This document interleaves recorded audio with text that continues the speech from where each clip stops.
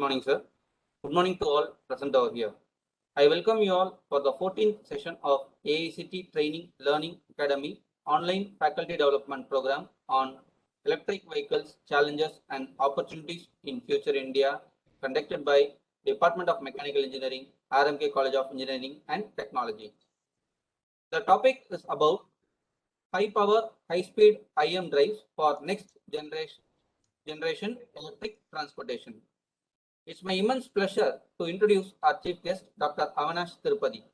He completed his MS and PhD in Electrical Engineering in Indian Institute of Science, Bangalore, India.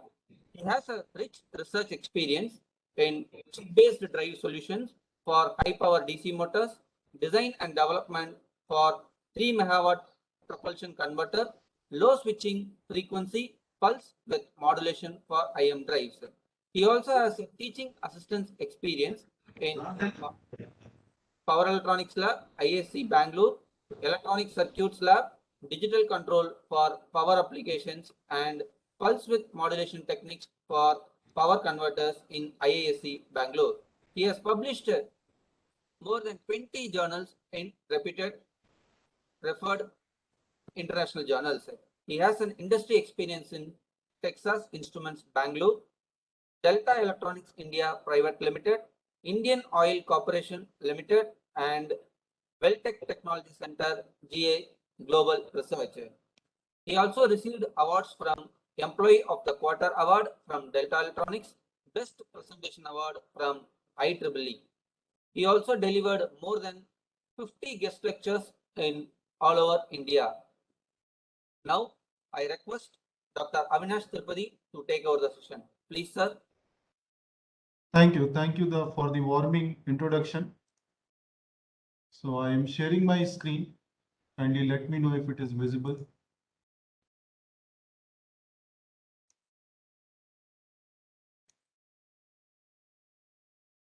Yes, sir. Your screen is visible, sir. Okay, thank you. So good morning to all the audience and participants, and good morning to all the organizers. So it is always nice to talk about one of the topics which are quite emerging and are kind of the hot trends which are being pursued in the areas of research and technology. So here I hope that some of you are related to electrical background. So I am not sure about everyone, but at least some of you, if you are related to electrical background, it will be very useful. I will try to keep it little generic so that even from any background person can understand few things and it would be useful for them in future. So I'm going to talk about the high power and high speed induction motor drives, and particularly when we are talking about the next generation electric transportation. So this is what we would see. So myself, Dr. Avnish, I am an assistant professor at Department of Electrical Engineering, IIT Roorkee. So these are some of the topics which broadly I will be covering. So how the transportation system has evolved and what are the different types of electric vehicles which we have seen or we are seeing currently, and some of the things related to the charging infrastructure. And then we go towards our primary topic, which is the electric motor drive. And one particular example we would see from our very prominent application, which is railway propulsion. So how the system is, what are the basic components, and what are the challenges related to that, this we will try to understand. So if we have to define what is transportation, so we can see from these one of the figures that either someone trying to pull some goods or objects, or the same thing being done through animal power or these kind of thing, or a typical state transport bus that we can see how crowded this is. So all these things come under the transportation in a general manner. And if we have to define how we can say what is transportation, so we can say the movement of objects or living beings, that all comes under transportation. Now, there could be different modes through which we are doing this transportation, or we can say we would do the transportation. So we can categorize in terms of transportation via road or via rail or via cable. And then sometimes we do have the pipeline transportation for oil and natural gas kind of objects. And then we have the waterways transport and air transports. These are the 6 major modes which we can say through which we do this process. Now, further, we can categorize these 6 modes into 2 broader categories. So modes which are driven through wheels, for example, the road, rail and cable, these are primarily driven through wheels. And the pipeline, water and air, these modes of transportation, these are driven through propellers. So the general classification, either driven through wheel or driven through propeller, can be further unified that this mechanism may be operated through some steam engine, or it may be operated through some IC engine, or what nowadays we are seeing called as electric engine, which is primarily the electric motor. So this is what we see in the general transportation. Now, if we see the evolution of transportation system, so starting from the invention of steam engine and all, if we see that it has evolved in terms of the efficiency of the transportation or efficiency of the system. So we have seen steam engines which were having a typical efficiency to best, if we say, around 10% or 12%. Then we have seen the sudden surge of the IC engines where we were able to take the efficiency up to 60% and sometimes even higher. Then further, we saw that the electric motors, which were though invented long back, but slowly came and started taking over the IC engines in the transportation sector because of the efficiency what they can provide. So currently, when we are talking about the advanced electric motors, we can achieve up to 98% of efficiency. So this is slowly moving very, very close to 100%, and which is perhaps the limit. So which is why we see that the electric motors are now very quickly replacing all the IC engine and other modes. And the primary reasons are there is very, very less carbon emission, almost negligible carbon emission, and very high efficiency. Further, there is push from Government of India that we need to go for all electric transport by 2030 via rail and road. So this one condition is bringing lot of investment from these huge companies, Tesla, Mercedes-Benz, BMW, Tata, and they are investing huge in this sector on the electric motor-driven transportation system. Now, if we see in general where all this electric transportation system is currently existing, which are the prominent areas of application, and we plot that same thing in the graph power versus the RPM. So we see there are applications like railway traction, aircraft propulsion, then oil and natural gas compression and transportation. Then we have the air compression, then micro turbines, and then spindles and so on. So these are the applications for the electric motor driven systems. And primarily what we see is that the applications are progressing in these two directions. On one direction, we have the power level going very high. So it's reaching almost up to 10 megawatt, and the speed for such applications is at moderate level. It's not very high and it's not very low also. So something around 5,000 RPM to 10,000 RPM, that is the typical range for the speed for the RPM. On the other hand, when we go for the other range of applications, we have the speed going up to very, very high levels, let's say 500,000 RPM, and the power level is at the moderate levels. So we see all this applications, air compression and so on, that is happening around say 50 kilowatt power level, and the speed is going very, very high. So what happens to these kind of systems when we are dealing with, and of course the electric vehicle also comes around the second line. So in general, this is how it is distributed. Now, if we talk about different types of electric vehicles, so what typical different versions of electric vehicle we have seen so far we can categorize in three ways. So we have hybrid electric vehicle, where the vehicle was primarily driven by the IC engine, and the electric motor was there to support the IC engine driven system. And of course, there was a small set of batteries kept over there and some power electronic converters and some more electrical system to run the electric motor and some storage for the gasoline or diesel. So the job for the electric motor here was to support the IC engine, and the charging of the battery used to take place through this IC engine itself. So there was no supporting charging port for the batteries separately apart from the IC engine. So that was the hybrid electric vehicle. And when we go towards plug-in hybrid electric vehicle, we see the size of the electrical components have increased over here. So we have bigger size of electrical motor, we have bigger size of batteries, and the contribution of IC engine comes down to supporting the electrical motor driven system and charging the battery partially.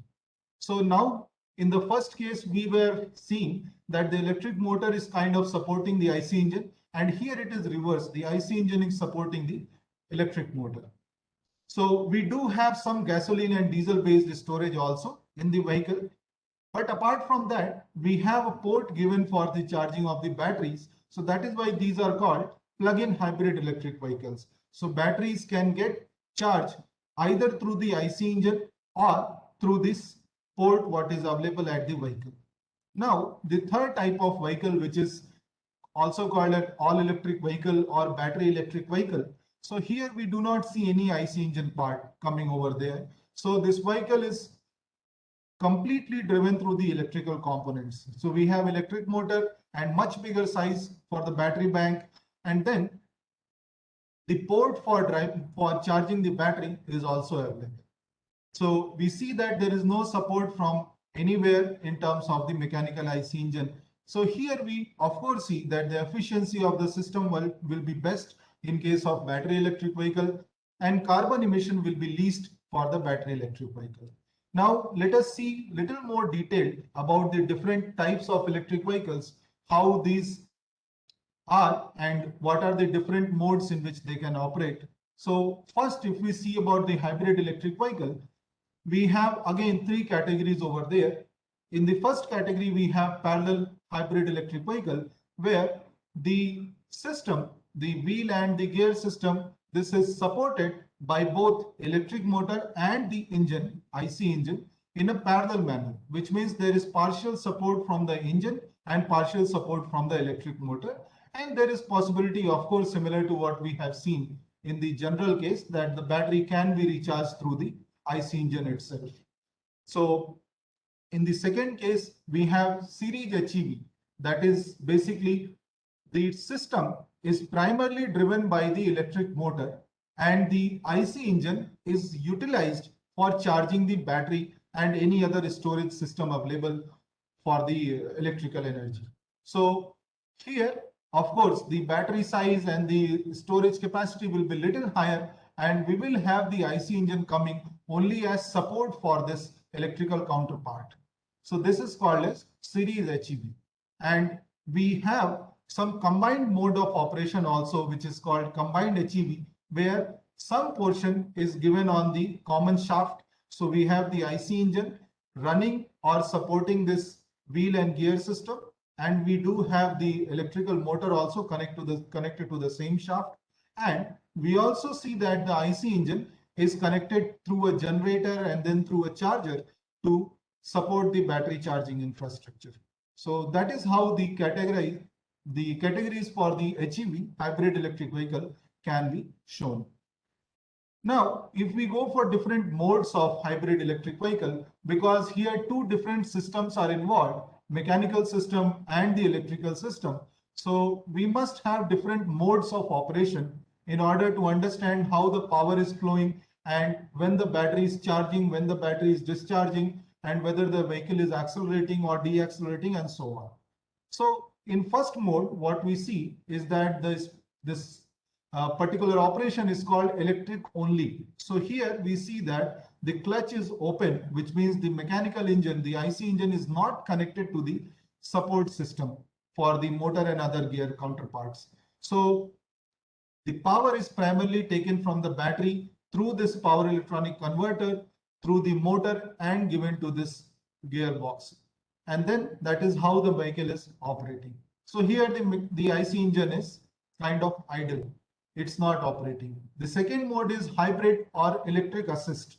So depending on which type of vehicle we are talking about, we may have the IC engine as the main contributor for this system, or the electric motor as the main contributor, and they each, the other might be supporting the first one. So this mode is called hybrid or electric assist, where we have power flowing from both the sources, where from the battery as well as from the gasoline source, and both are going to the engine. So this is some kind of fast acceleration mode. So our vehicle can accelerate much faster. Then another mode we have, which is called battery charging mode. So here primarily the power is taken from the IC engine, and it is supporting or driving the vehicle. And apart from that, it is also utilized for charging the battery. So here the power is distributed between the gear system and the charging of the battery. So here the acceleration rate comes down slightly compared to the type B mode. So last mode of operation we have, where we talk about the regenerative braking, which means again the IC engine is not providing any power, and we are kind of de-accelerating the vehicle. We are kind of putting the brake on the vehicle. So whatever momentum, whatever inertia it is having, that kinetic energy we are trying to take back to our battery through this regenerative action of the motor and this power electronic converter. So in this mode, this retardation or deacceleration is happening, but at the same time we are also charging the battery. So some kind of efficient operation we can have, wastage of power. Of course, this mode of operation is not possible. So then the next type of hybrid electric vehicle, if we talk about, that is basically the hybrid electric vehicle, which is plug-in type. So we do have a mode of charging for the battery, which is available apart from the IC engine. So if we see how the power is flowing, so let's say starting from the AC plug, we have the charge coming or the power coming from the AC plug, which is through a power electronic converter. It is charging the battery, the main battery bank, and this main battery bank will be powering the inverter and then the motor to drive the wheel. This is one way of power flow. The other way, power would be flowing to the auxiliary, loads which are there, say light or the heater and these kind of loads which are available on the vehicle. So to drive all those kind of loads.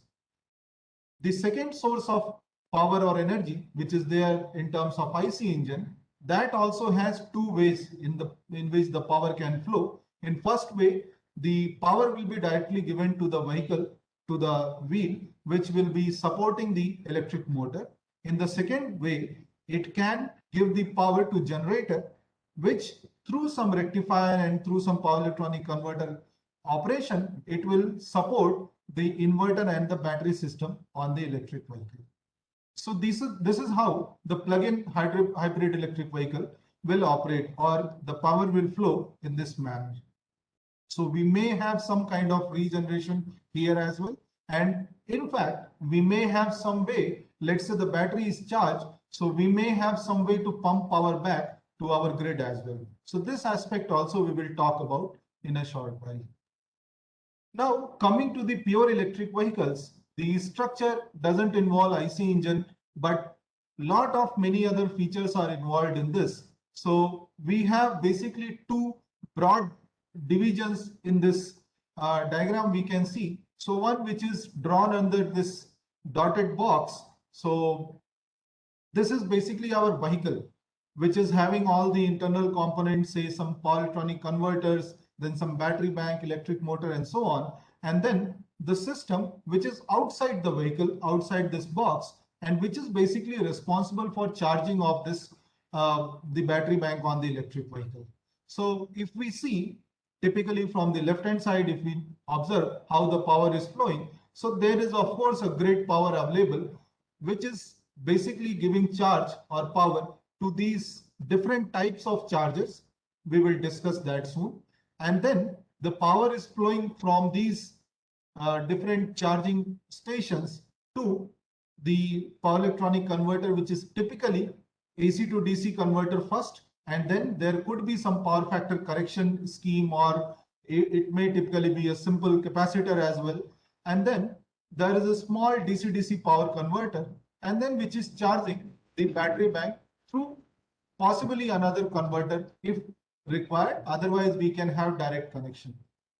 And from this battery bank, the power will flow to the electric motor, and that will be done through this DC to AC power converter, where the power will be converted from DC to AC, because typically the motors which we see in such applications are AC motors.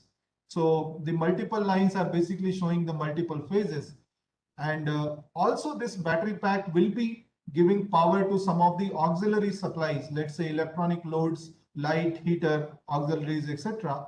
And there could be a small DC-DC power converter again available between the battery bank and the auxiliary loads. So point to be noticed over here is that most of the power which is flowing in this system is bidirectional. So apart from this auxiliary system, what we are seeing over here, every other portion of this system has bidirectional power flow.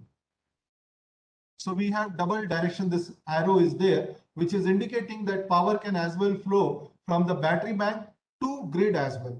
So in case we have enough power available and we want to support grid for certain conditions, then we can do that as well. So I will discuss this in little more detail. Now, let us see the different types of chargers what we have over here. So typically we can divide the chargers in terms of what is the level of power they are able to provide. So the amount of power decides the level of these chargers. First is the level 1 charger, another is the level 2 charger, and third one is the level 3 charger. So the level 1 charger is having the least power, that is around 2 kilowatt or 2.2 kilowatt, and the input what it is taking from grid is basically single phase. Here it is written 120 volts because that is typically from the US standard. Here we have generally 230 volt AC input for the chargers, level 1 chargers, and these can be typically installed at our home or in garage or in our office locations. So the second level of charging, which is available in terms of level 2 chargers, here we get power level up to some 5 kilowatt, we can say typically, or sometimes limited to 4 kilowatt of power. And here we have different types of input available. Sometimes it is single phase, so we have 230 volt input. Sometimes we have 3 phase, so we have 400 volts line to line available for this charger, and which is providing the charging facility to our battery.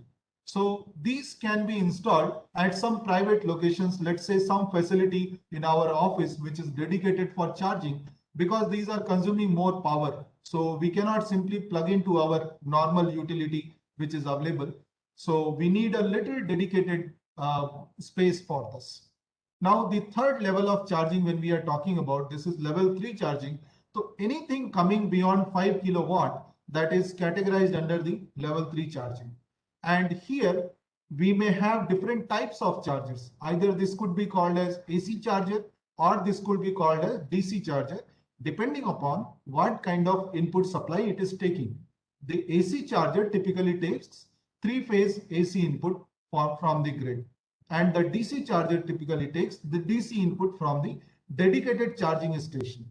So because here the power level has no limitation, and in fact ABB and Tesla, they have gone to install up to a level of 350 kilowatt and so on. So these definitely need a commercial or dedicated charging stations, very much similar to our gasoline stations or petrol bunks and all. So something very, very similar to that can be so we can have something very similar for this as well.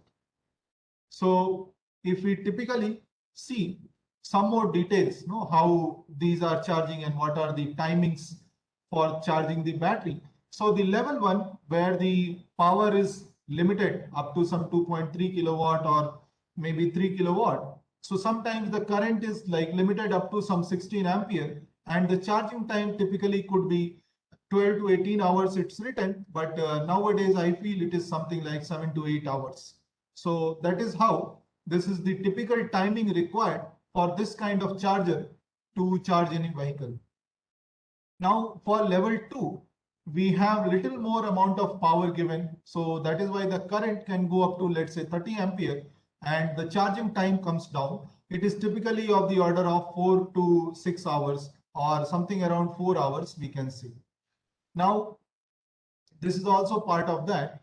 And then when we talk about level 3 chargers, so here, because we are trying to compete with a kind of system where we are charging our IC engine based vehicles within kind of minutes. So we have to fill our tank, and that is all required for the IC engines.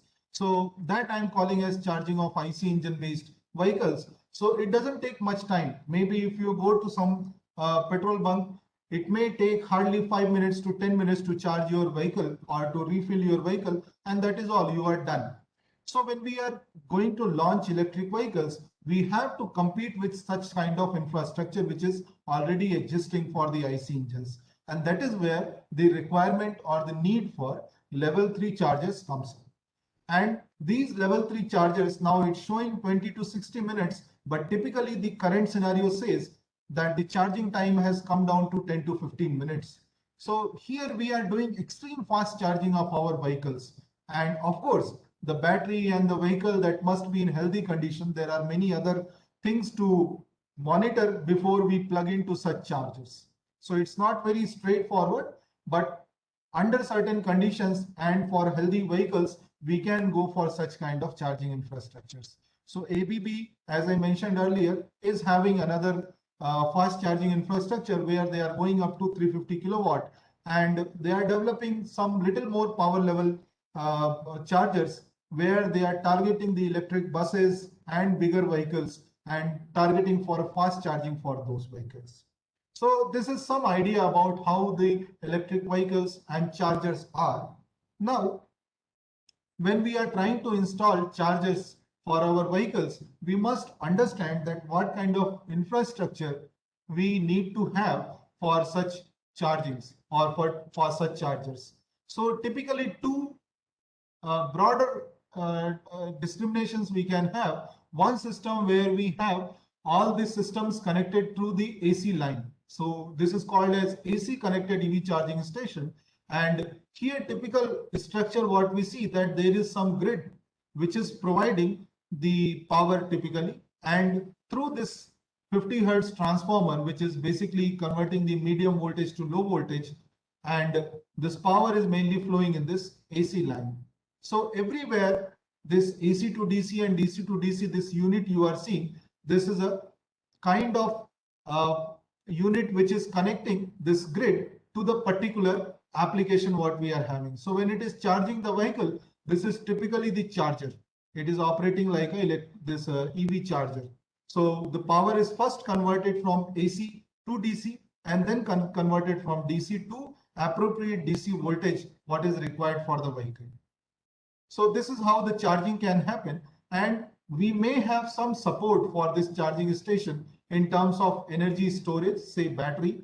And here we will have again the connection must be DC-DC and then DC to AC, because we are taking primarily power from the battery bank unless we are charging it back and then giving it to the electric vehicles. And we may also have some renewables. Let's say this PV could be installed over there, or there could be some, if possible, we can have some wind farms also connected to this. So wind energy generation and so on. So this is how the same unit can be installed in different locations for having this kind of charging infrastructure. Now, important point to notice over here is that apart from this renewable units, every other place the power can be taken in the bidirectional manner. So even for the vehicle, let's say we may have some system where we are supporting the grid, we'll discuss next. And definitely for the energy storage system, we need to sometimes charge this energy storage, and sometimes we need to have the support for the grid. So in this manner, we can distribute or we can support the additional load what is coming on the grid through this additional PV or the energy storage systems. So whenever we have high demand for the power on grid, then we can take use of these additional supports. And whenever the demand is low in general, then we can charge these energy storage systems. And that way we will be able to somehow distribute the power demand, and we can make the curve a little bit flatter. Now, in the second system, if we talk about the DC connected system, we have major change coming in terms of how these systems are connecting to the common bus. So here the common bus is basically a DC line running throughout the system, and which is basically established through one AC to DC converter, which is a kind of rectifier. Here we have active rectifier so that power can flow in both the directions. So we can support the grid as well, and we can take power from the grid as well. Now, once we have converted to DC power level, or we have converted to DC voltage, we do not need this orange unit which was shown in the previous block diagram over here. We can have only DC to DC converter connected to our battery, and it can charge the electric vehicle. And in fact, it can support the system as well whenever needed. And we can have the renewable, let's say PV connected. Again, this orange unit is not needed. Only through this green unit we can connect through the bus bar. Now, the energy storage system also can be connected through one DC to DC unit, and that is one. So this way we are saving a lot of cost in terms of reducing the number of components which are required for this system. We have one major AC to DC power conversion, and that's all. So of course, efficiency for this DC connected system is going to be much better than the AC connected system. However, the limitations for the DC connected system are that the protection units, say in terms of the, let's say, the contactors or the MCPs, these are not very well developed for a DC kind of infrastructure. Or even if those are available, those are quite expensive compared to the AC systems. So the reason being that here we have the current and voltage continuously having zero crossing. So the systems are easy to design. So all the safety and protection equipments can be very easily designed, whereas here it is little difficult to do. However, now people are kind of going towards this kind of system because of much better efficiency. So the protection and other units are also getting developed, and soon we will see that most of the charging infrastructure will have this kind of DC connected systems only. So this is one major technology transition we will see in terms of charging stations. Now we have understood some things about the vehicles, chargers, charging stations, charging infrastructure. So another part which I have been telling in terms of supporting the grid. So here is a typical example how we can have that. So this particular mode is called V2G operation, the vehicle to grid operation. So here what we may have that sometimes, let us say, we have multiple charging stations or multiple charging ports available for our EV charging, but we may not utilize all the charging ports at a time. So there could be need for some EVs to charge at some point of time, whereas some EVs could be there which are not requiring any charging. They are already having full charge.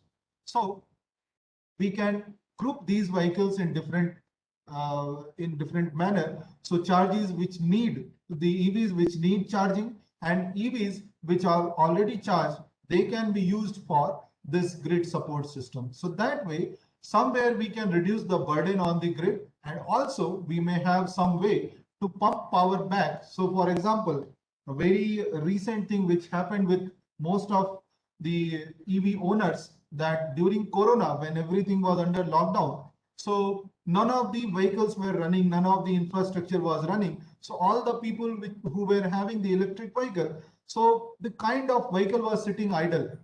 So if you are not using this electric vehicle, so with time, if you are not utilizing it, not charging and discharging the system in a routine manner, the system system may degrade. So what better way we can have that if we are not utilizing our vehicle, it is sitting idle, we can use that charge to support the grid during the high power demands from the grid. And whenever the power demand is lesser, then we can take power and charge our vehicle.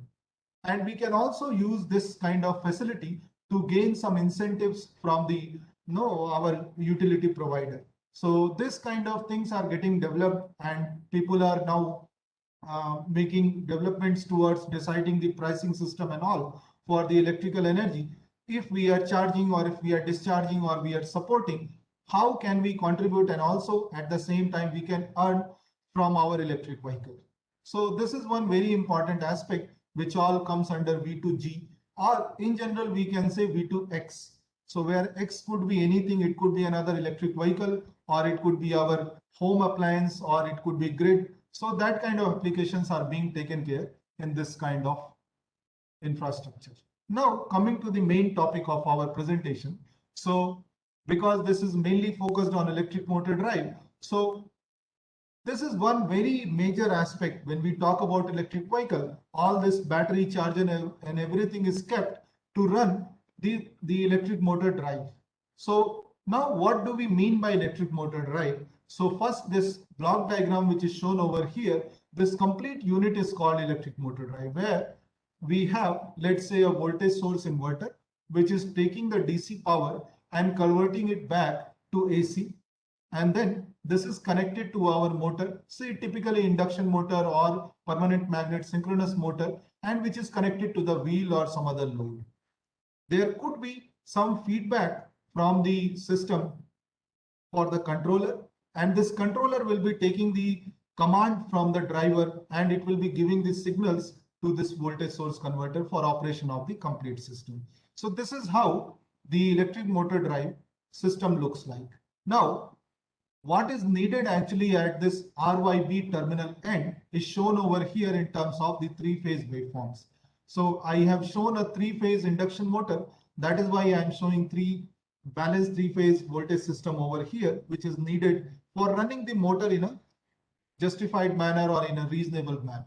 Now, typically for the electric vehicles, we see AC motors. And why induction motors? Because those are very rugged, reliable, and the most important thing is the overloading capacity is much better compared to any other motor for the induction motors. Now here, when we talk about induction motors, we have the speed coming in proportional to what frequency we are feeding to the motor. So the frequency of the AC output decides at what speed this will be running. Of course, there is some slip component also involved in that.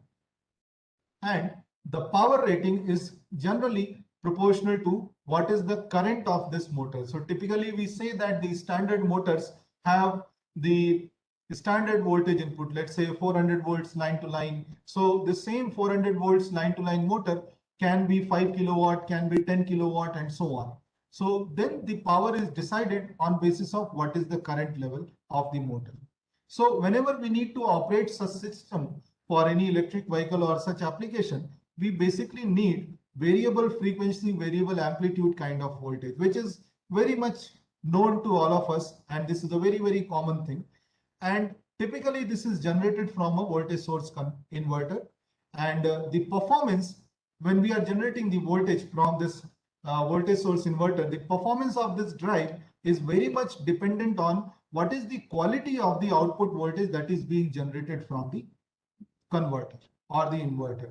So this is what we will try to understand now in the next slide, how the voltage source inverter is operating, how it is functioning. So a typical IGBT, that is the device which is used in this converter based voltage source inverter, is shown over here. So the same block which was shown earlier is now expanded in terms of the basic components. So these are the different IGBTs which with anti-parallel diode, which are connected in this fashion. So when we are connecting two devices in this fashion, we call this one line or this one branch as a leg. So this is R phase leg, Y phase leg, and B phase leg, which are shown over here. And of course, the DC input is coming and DC output is going out. Now, we can visualize this one inverter leg as, let us say, a single pole double throw switch, which can be shown over here. In a crude manner, we can see or we can visualize that this particular unit, let's say the R phase, is behaving like this. So what is happening? The point P is sometimes connecting to this throw 1 and sometimes it is connecting to throw 2. And that is how the voltage at this point VR is decided with respect to the middle point O. So we say that this is typically called the pole voltage, VRO. So that is how this is generated, and it may typically look like what is shown over here. So sometimes it is positive and sometimes it is negative. And we always talk about, when we are going with high switching frequency operation of this kind of devices, we generally go by the average voltage generated by this kind of pole voltage operation. So the average voltage is shown over here. So the electrical engineers or people who are working particularly in the power electronics domain would be able to relate very easily. So otherwise also you can just be with me for some time. So this technical part will just relax a little bit in a while. So now when we are doing this kind of operation for our converter, we typically generate the voltage in this fashion. The average voltage what we are generating through our converter, it looks like this. So which is typically looking like a stepped sine wave, which is not exactly sine wave, but could be called as very, very close to that. Which is why I am saying that the quality of this waveform, what is generated at the output, decides how well our drive is going to behave. So now how do we make such operation, or how are we generating all these things? So one typical method, so in general, this is called pulse width modulation.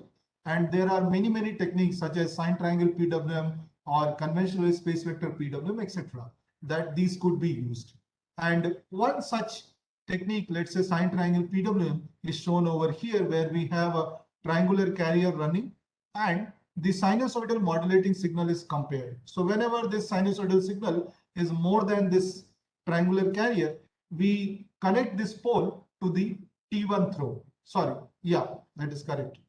The pole to the T1 throw. And whenever this carrier is more than this modulating signal, then we connect the pole to the T2 throw.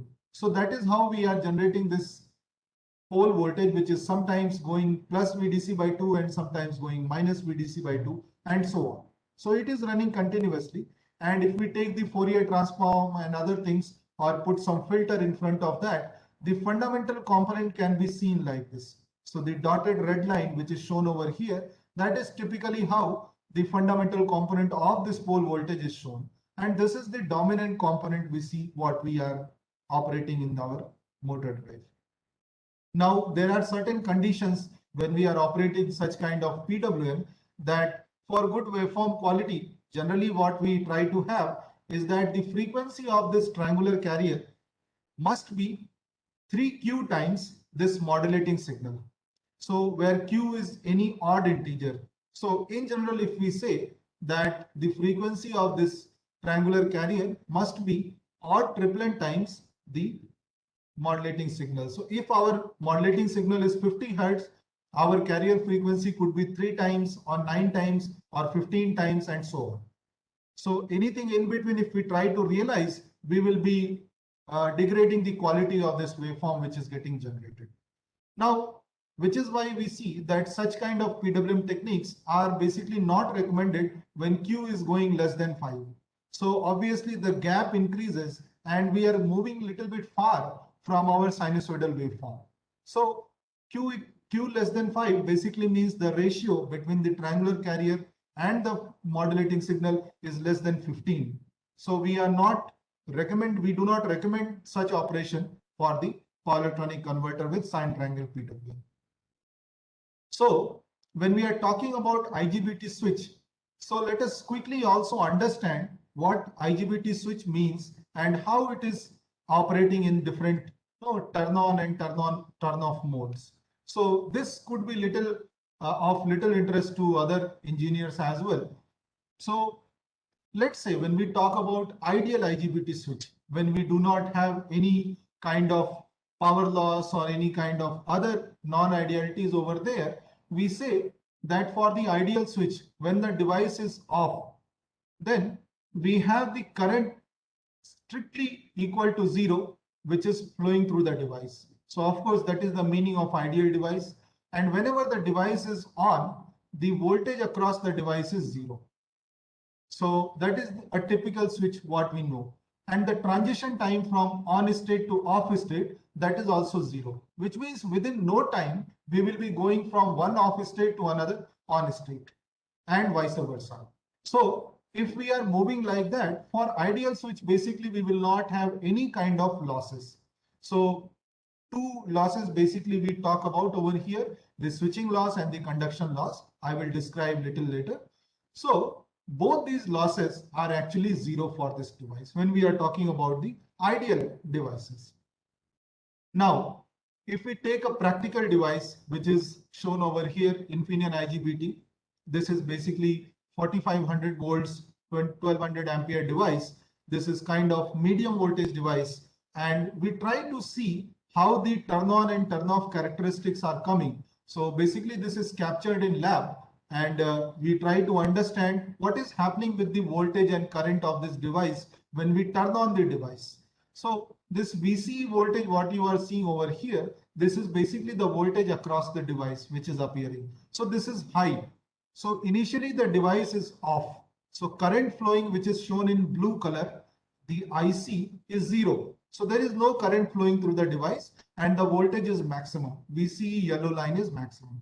Now we give the gating signal, which is the command S, to turn on the device, and the gate signal goes with some delay, this magenta line, and it goes higher. Now the moment this gate signal becomes higher, the VCE voltage starts dropping, and then slowly the current is also rising and the voltage is also dropping. And after this overlap time and then some transition time, what we see, the voltage has, the yellow line has come to a very low voltage level, almost close to 0. So typically it is 0.2 volts or 0.3 volts, and the current has gone to the maximum rating. So if you see the blue line, that has reached this level. In between, there are some transitions due to other issues, which we will see later, or depends on the interest of the audience, then we can discuss. So the important thing to notice over here is the red line, which is basically the loss that is happening because of this transition. Now, when we are having the device in off state, the current is 0, which means the power loss is almost 0. And when we are having the device in on state, then the voltage is almost 0. That means again the power is 0. But in between these two states, we have the current and voltage both coming as non-zero. And so there is some energy loss happening, some power loss happening. This is basically called the turn-on loss.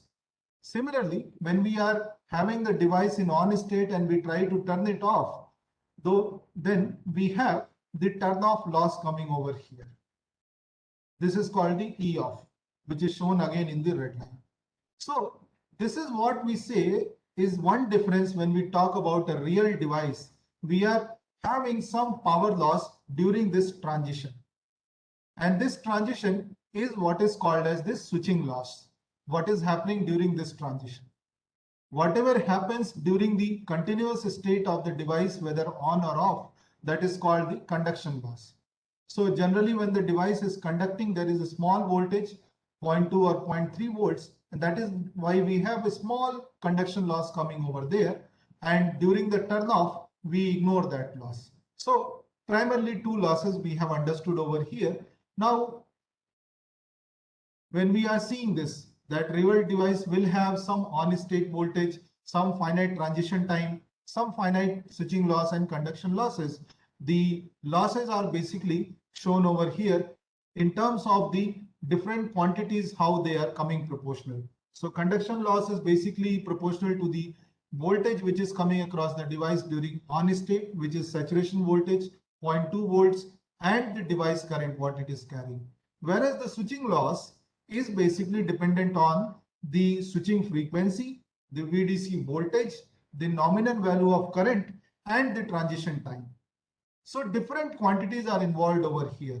Now, if we see that for a system, we must be having some DC bus voltage given, we must be having some nominal current given, and if we choose a device, our transition time is also fixed. Now, only variable quantity we have is the switching frequency. So we can say that our switching loss is very much proportional to our switching frequency if we are going to have a given system and a given power level. So if the same system, if you operate with higher switching frequency, you will see more losses. And if you operate at lower switching frequency, you will see less losses. Now, these losses will reflect in terms of the temperature of this device. So all these losses are happening inside this IGBT. So the temperature at the junction and the temperature at the heat sink will go up. Now, if we correlate this understanding with our applications, what we have seen in the previous slide, that the power level and the speed level are kind of getting categorized. So here we see that these applications can be basically taken into two different zones.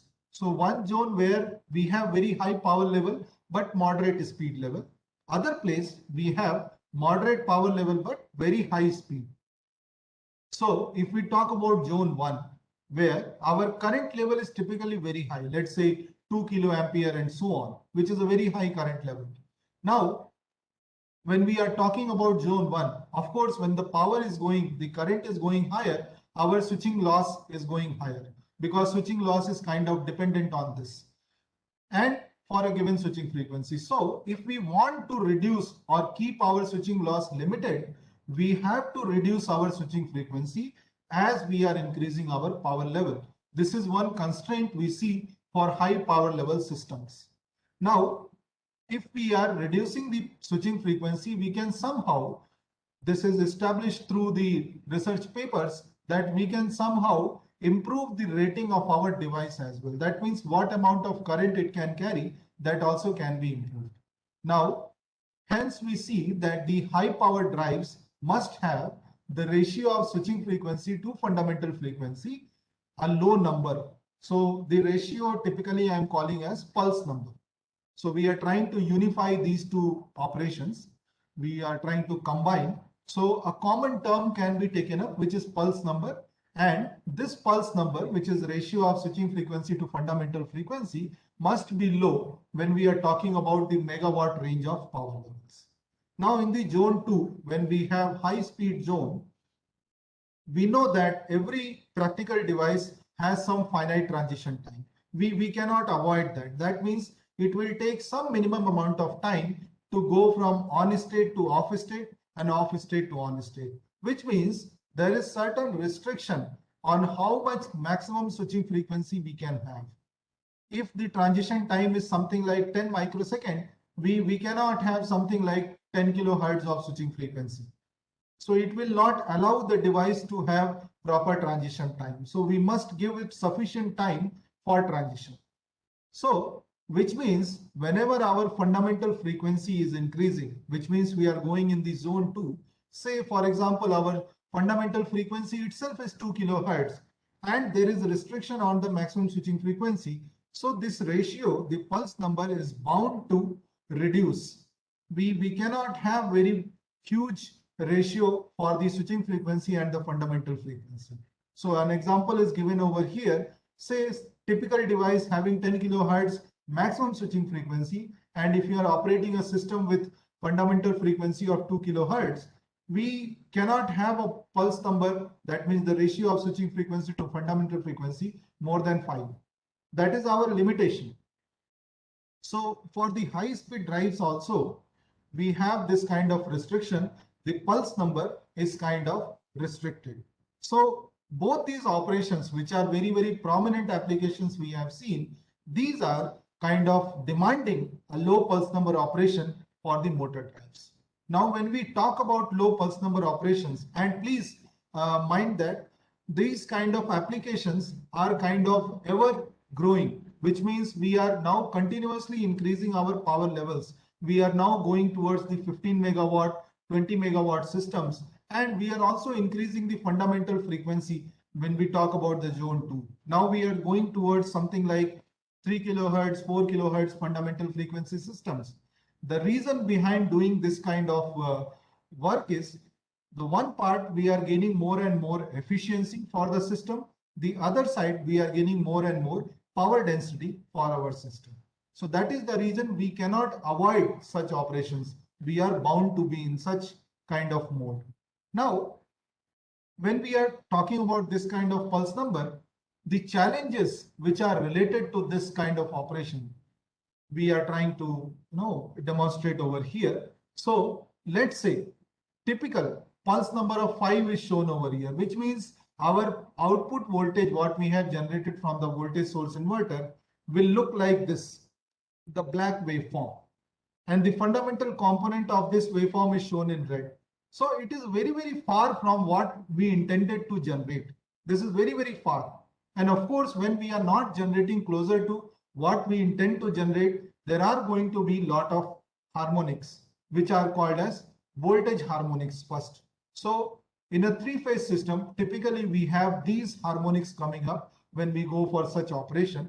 These are 5th harmonic, 7th harmonic, 11th harmonic, 13th harmonic, and so on.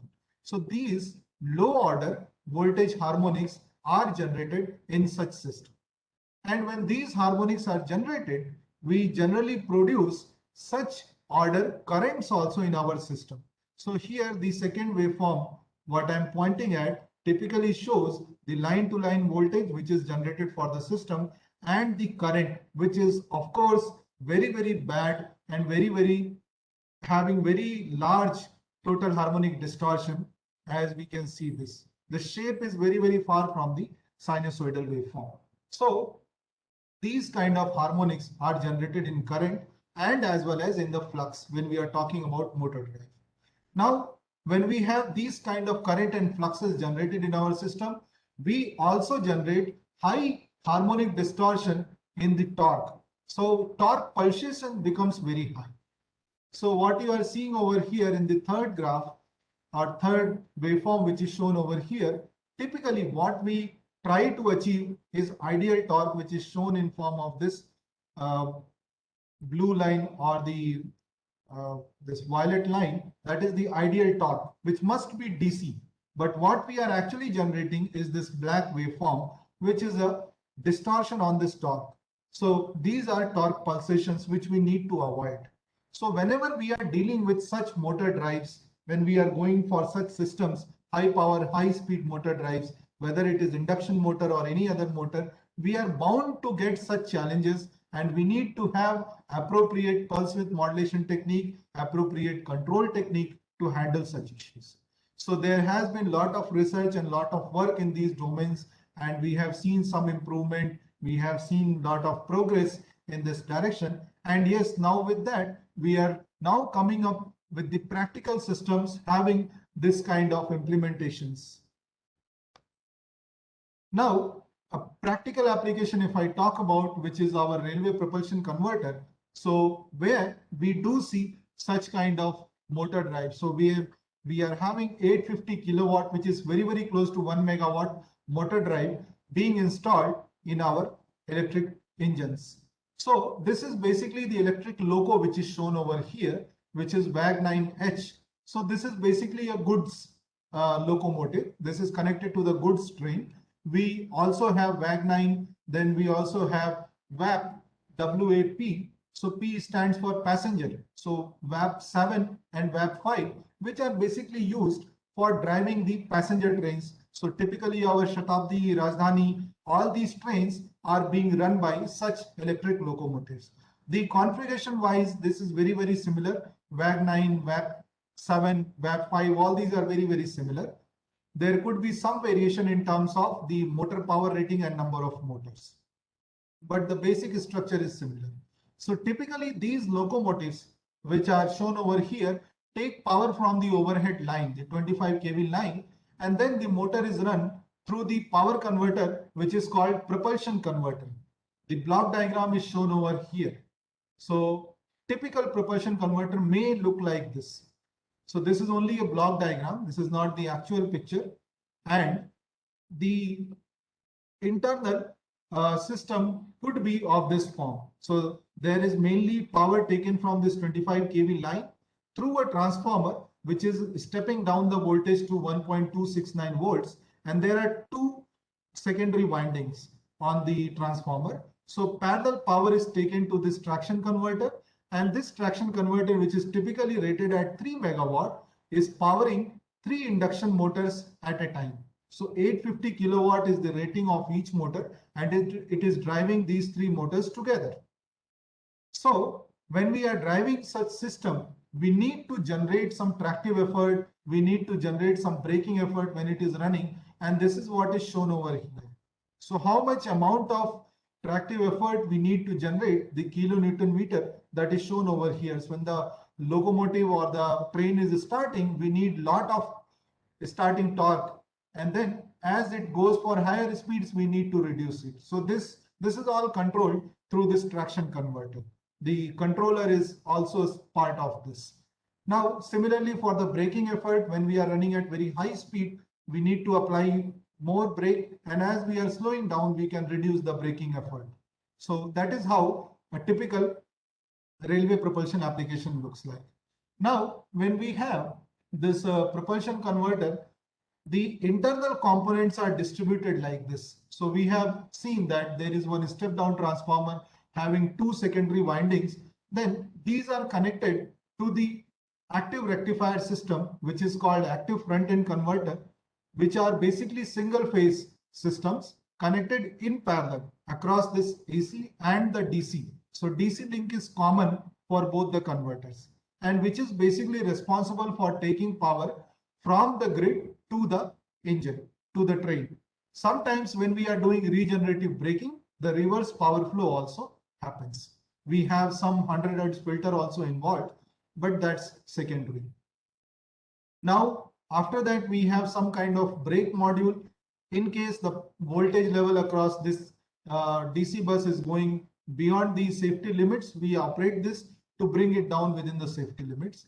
And we have some equalizers and all. And then these are the DC to AC inverters, which we have talked about, which are powering the individual traction motors. If you see over here, these are the individual traction motors, each rated at 850 kilowatt, and the voltage is around, line to line voltage is around 2.2 kilovolt, and the fundamental frequency is 65 kilohertz. So typically these motors are operated up to 130 hertz of fundamental frequency, and there is huge restriction on the switching frequency of all these converters because we are dealing with very high power systems. So we have the medium voltage system being installed over here, 4.5 kilovolt and 1200 ampere IGBTs, which we discussed just a while back. These IGBTs are basically installed in this system. Now, front-end converter, little bit more detail for people who are related to power electronics and electrical engineering. If you are interested, you can see again the IGBT based modules and the other systems are connected in this manner, and we are able to pump power on the DC side. And this is how the DC bus voltage when we start is varying, and we are maintaining this voltage. Let's say 2800 volts is the rated voltage, so that we are maintaining for the entire duration of the this locomotive operation. So now this must have capability to maintain this entire converter. The front end converter system must have capability to maintain the DC bus voltage under any circumstances, and it must have capability to have bi-directional power flow with unity power factor operation. So which is what is shown over here. The voltage and the currents are shown over here. Now you can see the current is very much distorted, and because the switching frequency here is restricted to only 250 hertz. What we had talked about in our previous slides, that the restriction is always there whenever we talk about high power levels. So that is why we see these kind of distortions, but we ensure that the rest of the operations are happening without any interruption or without any problem. So we can have some more things involved in this for improving the current quality on the grid side. We can have some filter, we can have some more things, but it will eventually only increase the cost of the system. So many a times we avoid such filters and other things.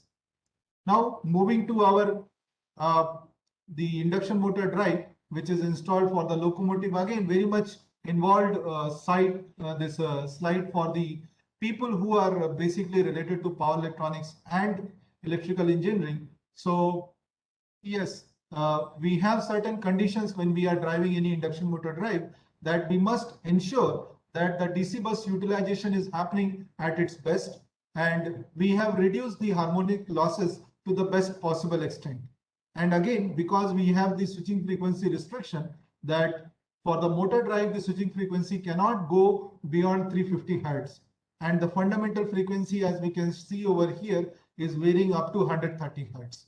So there are a lot of constraints, and we have applied some special pulse width modulation techniques, which are termed as asynchronous common mode injected PWM, then synchronous common mode injected PWM, and then some different pulse number, optimal pulse width modulation techniques, such that we are never crossing this boundary of maximum switching frequency while we are operating for the entire fundamental frequency range.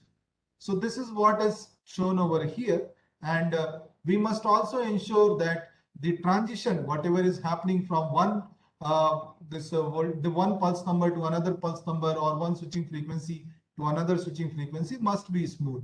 So this is little more involved information. If someone needs more discussion, we can take it up further. So this is another little bit more advanced research. What we have done is that for the smooth transition, what do we mean by smooth transition?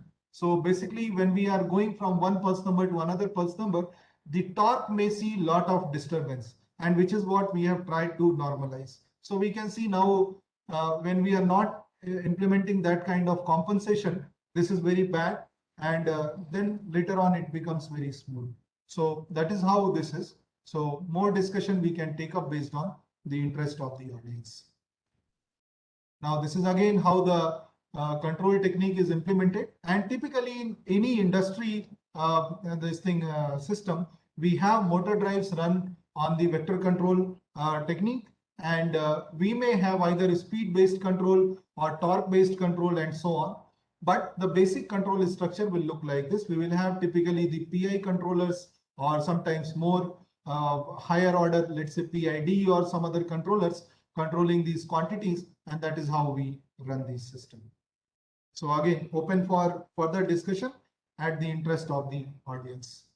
Some result I would like to show what is happening and how do we test these systems, because these are typically 3 megawatt converter, no? So not possible to test in a lab kind of facility. And also we cannot do that, we directly take it to the site and then we test. So we have to somehow test this converter, the 3 megawatt converter, within our lab facility. So one such possibility is that we have back-to-back regeneration setup where we connect the motors with the two converters of the same propulsion converter.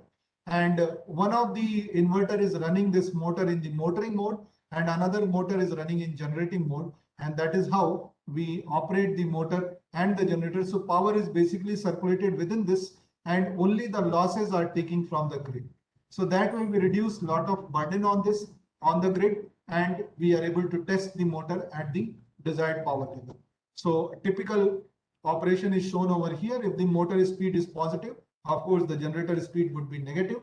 And we have gone up to some 2400 RPM of speed, and this is some of the current waveforms for the motor and generator. So that is all we have from the lab and other kind of infrastructure. So thank you. We are open for some questions if you have. Thank you, sir. Participants, kindly post your questions on your chat box.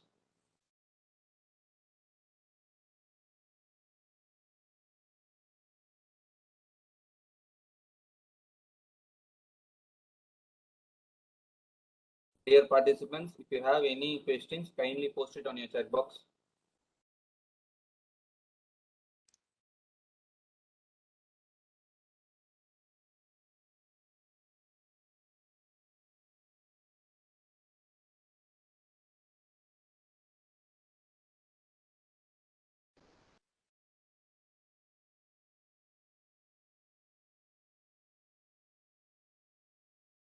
Sir, there is a question from Usha Rani, ma'am, sir. kindly brief about vector controller and other types, sir. Sure. So see, when we talk about the control of the motor, so when we have any motor drive system, we may typically have two approach. One approach where we are not taking any feedback from the system. Okay, let me go to the basic slide. So this is where we have seen the motor drive. So there could be two approach for running this motor drive. One approach where we run this system without any feedback. So this dotted line shown for the feedback is for that purpose because this is optional. So when we are running for open loop system, we have typically things available like V by F mode and all these things which are there. The other option could be, so because open loop system when we are running, of course, the dynamic response of the system is not very good. If you want to apply something, there will be a lot of lag and delay before the system takes up to that level. Now, in the feedback based system, when we are dealing with, we basically go for a very common technique which is called vector control. So basically what we do, we treat this current or any feedback what is coming over here as vector. So when we talk about vector, it basically has the amplitude and the phase. So two components basically when we have amplitude and phase, we can take two orthogonal components of the current, which we can call as Q component and D component. And there is some kind of decoupling between the two components. The Q is responsible for basically generating the torque, and the D-axis current, the D-axis component is basically responsible for maintaining the flux. So which are the two important things in any motor? We know the flux and the torque. So if we are able to decouple, then we can control these parts independently. So let's say we first establish the flux through this flux controller and the current D-axis current controller, and then once we have established, we need not disturb this part. So irrespective of what is happening on the torque or the speed part, we can have the same level of flux, whatever we want. If we are going for field weakening, we can reduce also.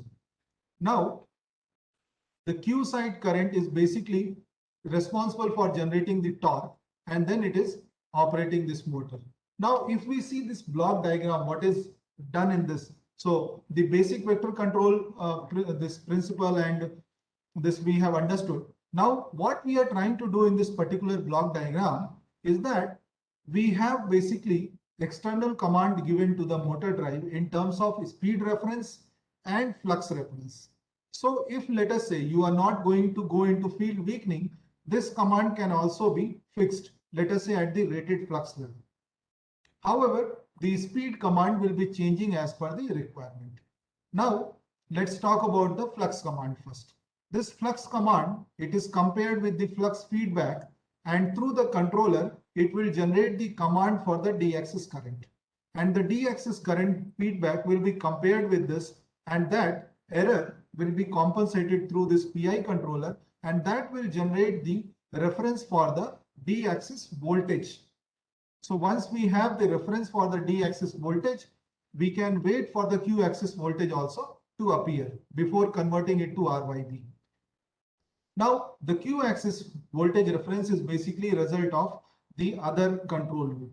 So we have a speed reference given, and we are comparing the speed feedback. This controller, which is compensating the speed error, is generating the reference for the Q-axis current. And this Q-axis current and Q-axis feedback, these are compared with the PI controller. Compared, and the error is given to PI controller, and this generates the Q-axis voltage reference. Now, once we have D and Q-axis voltage reference, we can go for conversion to RYB, generating our modulating signals, and then generate our voltage commands. So that is how this whole system is operating. Now here PWM generated is a separate block because we may have different type of PWM schemes. So based on how we are running our system. So I hope I'm clear. Thank you, sir. Another question is from Vasu, sir. Yes. What is the maximum pulse number for the traction motor? Yes, this is a good question. See, there is no restriction for maximum pulse number. For example, if I talk about a very small frequency, say 1 Hertz or 2 Hertz, then it doesn't make any sense talking about the maximum pulse number. But yes, if we are talking in context of the maximum or the rated fundamental frequency, then with respect to that, we have restriction on the switching frequency. For example, if I talk about the traction system and the 65 Hertz motor, 850 kilowatt power rating, then we have 65 Hertz fundamental frequency and we have 350 Hertz of the allowed switching frequency. So the pulse number is somewhere around 5 or less than 5. So something like that is the restriction on the pulse number. So you can say with respect to the rated fundamental frequency, we have the maximum pulse number allowed as 5.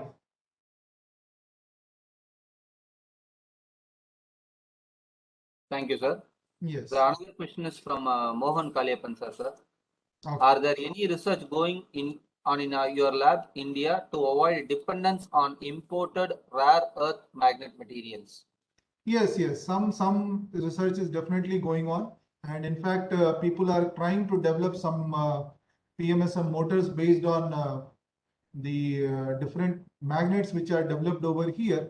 So particularly labs, I feel in Institute of Science and some other such research labs where they are having research labs on material engineering, they are trying to develop such things. So, but here in IIT Roorkee electrical department, we do not have such facility. So this is more towards the material engineering to develop and give us. Thank you, sir. Participants, any other have any clarification? Kindly post it on your chat box.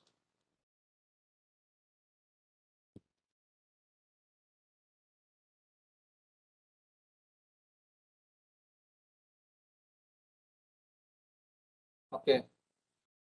We are to the end of the session. First of all, I thank Dr. Avinash Tirupati for accepting our invitation and delivering a wonderful lecture on high power, high speed IM drive for next gen electric transportation. The explanation on evolution of transportation modes us to understand the importance of e-vehicles in India. And after the lecture on types of EVs, EV chargers, electric motor drives, VSI challenges, and low pulse number operations, vector control of traction drive, testing and propulsion of converter, even a mechanical backend faculty, we able to understand the basics of your electric cell. So once again, I thank Dr. Avinash Tirupati for giving a wonderful lecture, sir. Thank you, sir. Thank you so much. Thank you. It was very nice interacting with all of you. So thank you so much.